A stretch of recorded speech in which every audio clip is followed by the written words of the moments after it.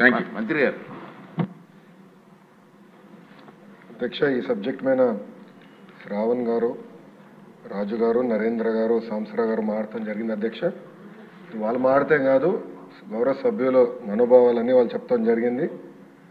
ప్రధానంగా నరేంద్ర గారు అడిగారు, శ్రావణ్ గారు కూడా అడిగారు, సాంసరావు గారు కూడా అడిగారు. అధ్యక్ష, తప్పనిసరిగా నాడు నేడు పైన ఒక ఎంక్వైరీ ప్రభుత్వం వేస్తుంది, అంటే ఎలాంటి సందేహం లేదు.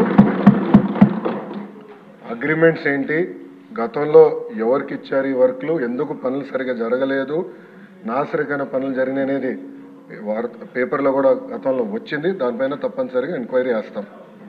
రెండోది, సాంసరావు గారు చెప్పినట్లు ఫేజ్ 1లో కొన్ని భవనాలు కట్టారు, కానీ అది మూసేశారు, అంటే వాడట్లేదు. ఏకంగా స్కూల్స్నే మూసేసే పరిస్థితికి వచ్చారు.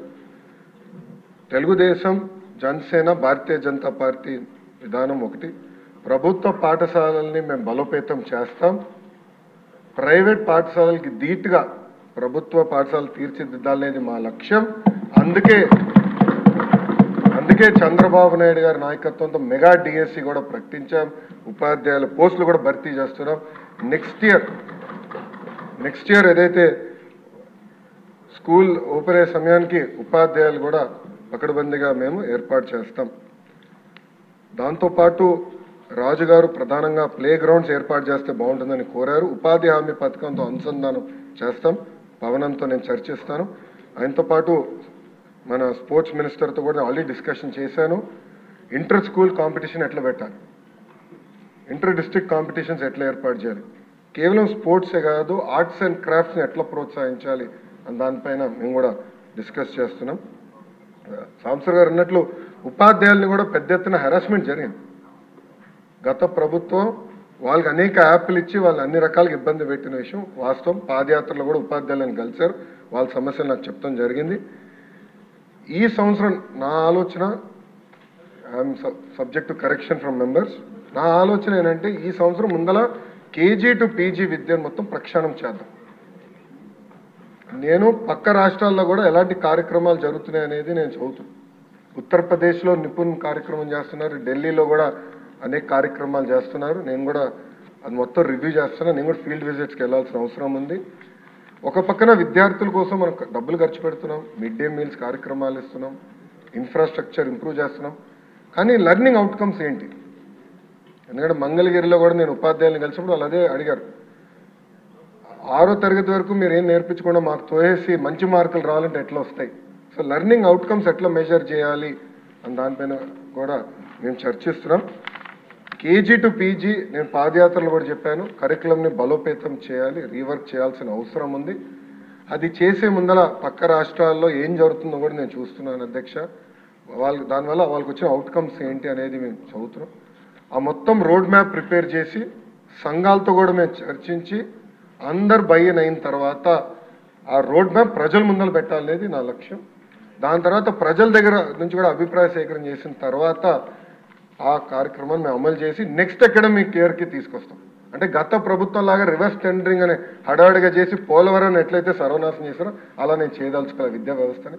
విద్యా వ్యవస్థలో కూడా అనాలోచిత వల్ల చాలా దెబ్బతిని సిబిఎస్ఈ కరికులం అన్నారు, కొన్ని స్కూల్స్ ఏమో CBSE curriculum with CBSE examination అన్నారు, మళ్ళీ మధ్యలో ఐబీ అన్నారు, తర్వాత టోఫెల్ అన్నారు, డిక్షనరీ అన్నారు. అంటే కొంచెం గందరగోళంగా ఉంది.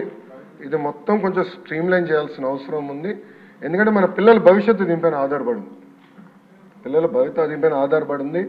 సో సిస్టమేటిక్గా చేయాల్సిన అవసరం ఉంది. తొందరపాటు నిర్ణయాలు కాకుండా సిస్టమేటిక్గా చేయాలనేది నా ఆలోచన.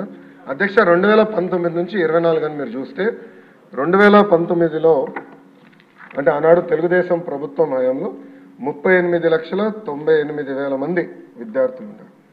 5 సంవత్సరాలు వేల కోట్ల రూపాయలు ఖర్చు పెట్టిన తర్వాత అది 38,26,000 మంది విద్యార్థులకు తగ్గిపోయింది. అంటే 72,117 మంది విద్యార్థులు ప్రభుత్వ పాఠశాలలో తగ్గిపోయారు. ఇది కరెక్ట్ కాదు, అంటే ఎక్కడో లోపాలు జరుగుతున్నాయి, దాంట్లో డౌట్ లేదు. అదేవిధంగా 117 జియో గురించి కూడా సభ్యులు నా దృష్టికి తీసుకొచ్చారు, అది కూడా మేము డిస్కషన్లో ఉంది. దానిపైన కూడా తొందరలోనే ఒక నిర్ణయం తీసుకుంటాం. కానీ ఎన్డీఏ ప్రభుత్వ ఆలోచన వెరీ క్లియర్, ఉపాధ్యాయులు నియమిస్తాం, ఆగిపోయిన పనులు పూర్తి చేస్తాం, జరిగిన పనులపైన తప్పనిసరిగా ఎంక్వైరీ చేస్తాం. థ్యాంక్ యూ అధ్యక్ష. మంత్రి గారు కూర్చోండి. మంత్రి గారు సభ్యులకి వచ్చిన ఏంటంటే ఎంక్వైరీ జరగాలి, దానికి మీరు తీసుకునే చర్యలు ఇది అవసరమైన చెప్తే బాగుంటుంది నా ఉద్దేశం. అధ్యక్ష, గౌరవ సభ్యులు ఎంక్వైరీ కోరారు అధ్యక్ష, తప్పనిసరిగా ఎంక్వైరీ చేస్తాం అధ్యక్ష. దాని తర్వాత నెక్స్ట్ సెషన్ అంటే ఎంక్వైరీ నివేదిక వచ్చిన తర్వాత నెక్స్ట్ సెషన్లో నేను టేబుల్ చేస్తాను. Okay, thank you. లేదు శ్రావణ్ ప్లీజ్, శ్రావణ్ గారు ఒక్క క్వశ్చన్కి ప్లీజ్ వినండి.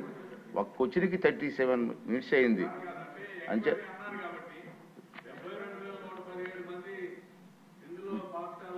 తగ్గారు విద్యార్థులు, తగ్గిన రీజన్స్ ఏంటి అది కూడా ఎంక్వైరీ చేయాలి సార్, అది చాలా ఇంపార్టెంట్, అది నేను కోరుకుంటున్నాను sir. Okay okay okay next question అండి 116 మంత్రి గారు. సాంకేతిక విద్యపై ప్రభుత్వం విధానం వివరాలు జతపరిచాం అధ్యక్ష. రెండో ప్రశ్నకి సమాధానం అధ్యక్ష. నూతన సంస్థల ఏర్పాటు కోసం అవసరాలను అర్థం చేసుకోవడానికి ప్రభుత్వం